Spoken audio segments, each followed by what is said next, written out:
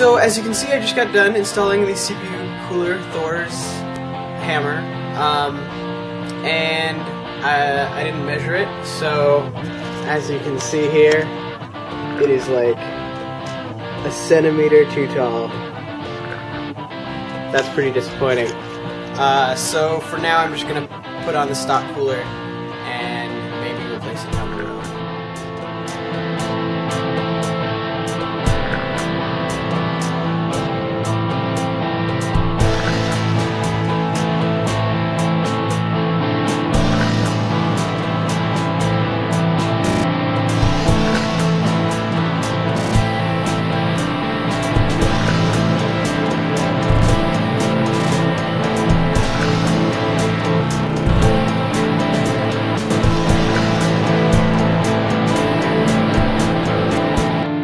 Now, in addition to the two graphics cards and the RAID card, which I'll be installing after I install the operating system, I have this Creative X-Fi Elite Pro card, which was from the old system, which should still perform better than the onboard sound on this motherboard. And in addition, it has this breakout box with these controls as well as other inputs, which I use a lot when I'm recording audio. So we'll install this in the one free PCI slot.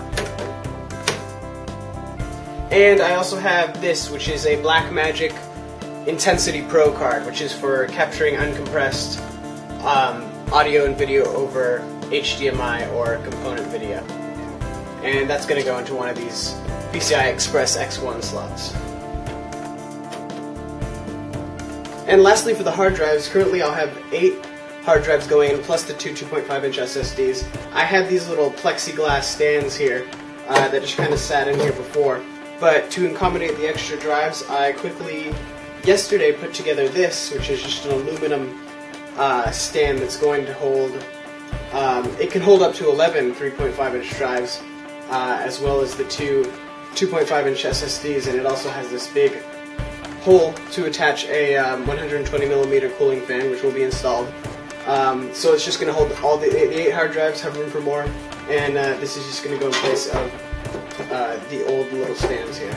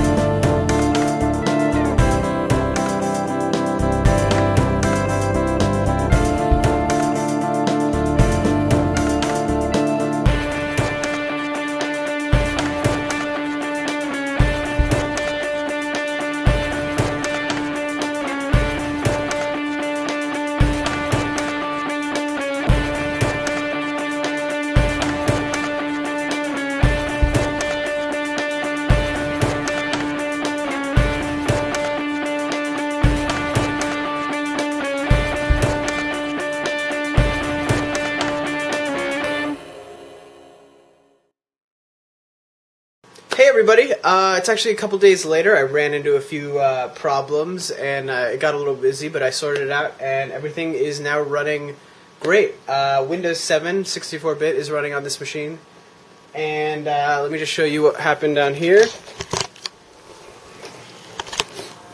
As you can see, I'm not really trying to win any cable management awards with this machine anymore. Just trying to get everything running and working. Little disappointing with that stock cooler in there, and it's not doing that great of a job. As you can see, it's running a little warm, 51 degrees Celsius at idle. GPU 2 is also running a little bit warm, which is due to its close proximity to the X-Fi card, which is the only real place I can put it. But it should be okay. And those two tornado fans actually are doing a great job. They're at their lowest setting right now. You can probably hear if I turn them up.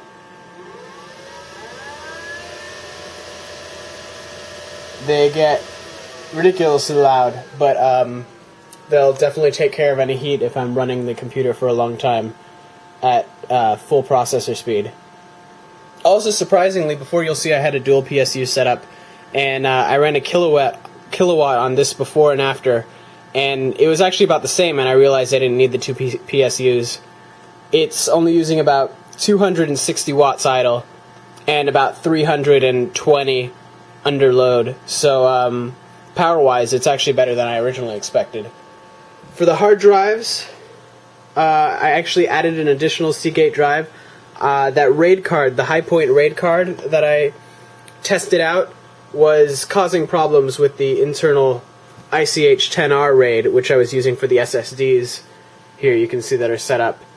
This motherboard, the Gigabyte X58A UD3R, in addition to the ICH-10R, has two other RAID controllers, but both of them performed rather poorly, and the ICH-10R ended up being the best controller. It runs the two SSDs in RAID 0 at 240 megabytes per second, both up and down, and it couldn't do RAID 5 well, the write performance. The RAID 5 with the 3 Seagate drives, the write performance fell to about 120 or I think it was 80 or something like it, but it wasn't good enough. So I ended up getting one more drive using 4 of the Seagate 1.5 terabyte 7200 RPM drives and running it in a RAID 10, which I get now about 220 read and write megabytes per second, which is good enough for this system and gives me a good redundancy setup, so I don't have to worry about backing up 1.5 terabyte projects every once in a while. So overall for the upgrade, the operating system SSD array is incredibly fast, everything loads great and is speedy. Even my video editing drive, which was originally just 2 Seagate 1.5 terabyte drives in RAID 0, on the other boards, Intel ICH-9R, I think it was, controller, speed was not as good as the 10R, and so this is overall a great improvement over what I had before. And for the overall processing power, I don't have any CPU benchmarks for you, but I did do an export test of a project that I'm working on now. It was a 2-minute video clip that had multiple file formats at multiple frame rates and a few effects on it.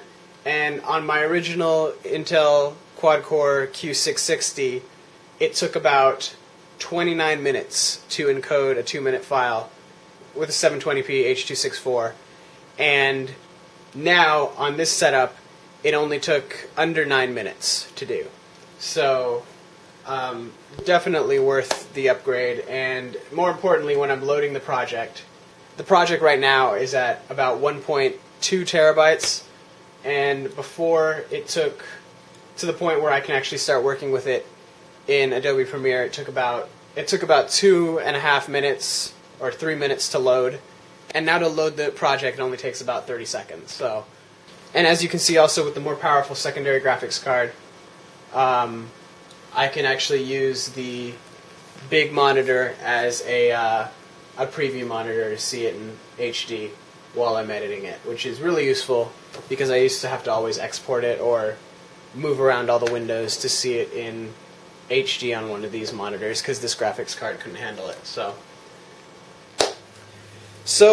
overall, I would say this was a very worthwhile upgrade. A lot of people were asking to see what my primary computer is and what I'm running, and so now you guys know. So I got to get back to this other project that I'm working on that'll hopefully be out sometime in the next month or two. So until then, guys, thanks.